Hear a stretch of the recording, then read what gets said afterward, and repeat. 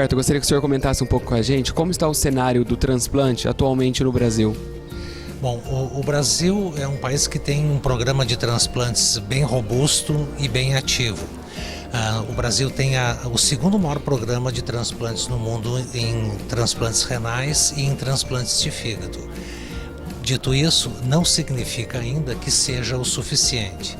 Nós atendemos aproximadamente a metade da necessidade dos transplantes renais e em torno de 30-35% da necessidade dos transplantes de fígado. Então, apesar de nós termos um sistema que funciona, que é organizado, ele ainda tem bastante para crescer, né, para atender a necessidade da população no Brasil. Nós temos um dado que de cada 8 potencial doador, um só é notificado. Essa é a realidade? Como a gente poderia melhorar isso? Existe uma grande subnotificação dos potenciais doadores. Vários esforços já foram feitos, né, para que isso melhore.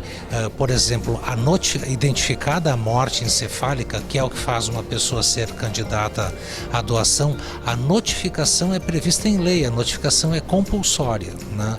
E os entraves acontecem sob alguns aspectos. Por exemplo, muitas vezes o diagnóstico da morte encefálica não é seguro, né? Então, aí não identifica como doador, não faz a notificação.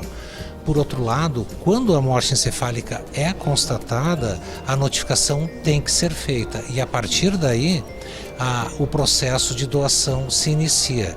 E esse processo, o diagnóstico da morte encefálica, ele é muito seguro, né?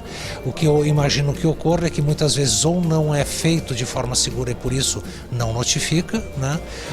Ou existe uma certa resistência em notificar por não estar aceitando muito bem aquela situação. Mas certamente é algo que tem que ser melhor estudado entre nós, para ver qual é a real ou as reais razões pelas quais isso não acontece. E dos entraves que a gente vê é que as pessoas não abordam na família, naquele almoço, naquele jantar, o desejo de ser um doador, até por não falar de morte com a família. Isso ainda acontece mesmo? Teria que melhorar mais esse diálogo entre família? A atitude que faria isolada, se nós pudéssemos ter apenas uma única atitude para melhorar a doação de órgãos no Brasil, essa atitude seria a pessoa que é doadora comunicar os seus familiares que é doadora de uma forma objetiva. Eu chegar e dizer para minha esposa, para os meus filhos, eu sou doador de órgãos, né? Por quê?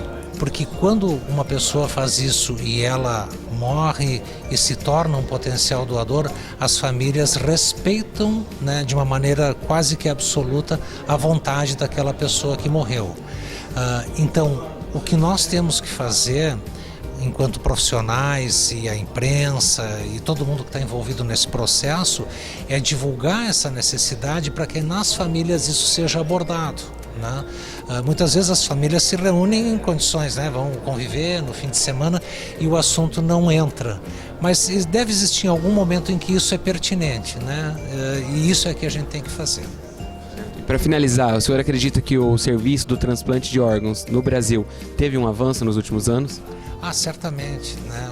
O transplante de órgãos no Brasil avançou e bastante, eu diria assim, nas últimas 2 décadas, em especial nos últimos 15 anos, houve um grande crescimento no número de transplantes, uma melhora significativa nos resultados dos transplantes, né? As instituições que fazem transplantes se profissionalizaram nessa atividade e tudo isso levou a uma grande melhora. Como eu disse antes, melhorou bastante, mas ainda tem bastante para melhorar para que a gente possa atender todo mundo que precisa.